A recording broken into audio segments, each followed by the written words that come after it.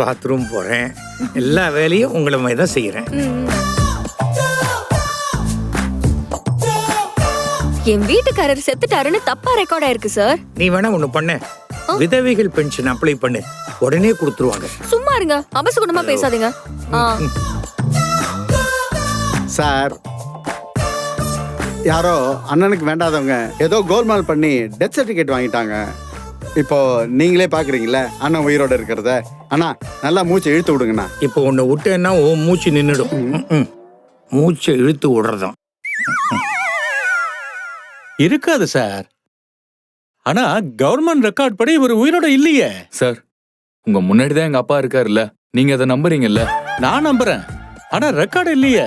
Sir sir sir sir ரெக்கார்டை விடுங்க sir. நீங்க வந்துட்டீங்க, கல்யாணத்தை ரெஜிஸ்டர் பண்ணிட்டீங்க, அந்த சர்டிஃபிகேட்டை மட்டும் கொடுத்துட்டு போங்க. சாரி சார், கவர்மெண்ட் ரெக்கார்டை மீறி